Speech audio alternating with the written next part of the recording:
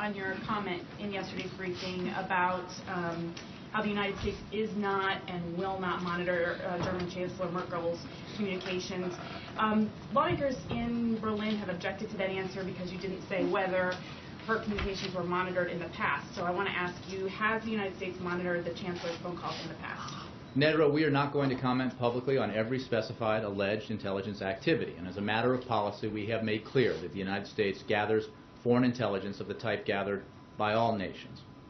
As I mentioned yesterday, the President spoke with Chancellor Merkel, reassured her that the United States is not and will not monitor the Chancellor's communications.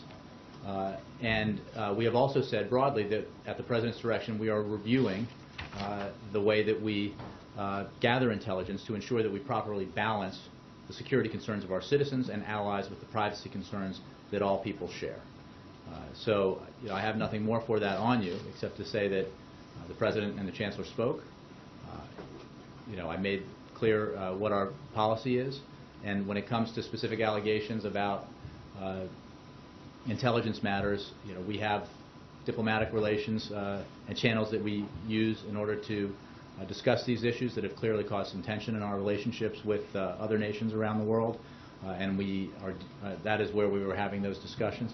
And we are also, at the President's direction, engaged in a review of the way that we gather our intelligence and making sure that we properly balance the security concerns that we have and our allies have with privacy concerns of everyone.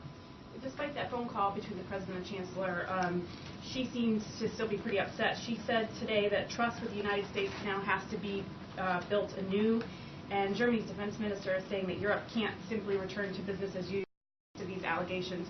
So is the White House concerned that not fully responding to these allegations is harming relations? Again, we have direct communications through diplomatic channels at the highest level and other levels with our very close allies in Germany. And the United States greatly values our close cooperation with Germany on a broad range of shared security challenges. And as the President has said, the United States is reviewing the way that we gather intelligence to ensure that we achieve that balance that I spoke about.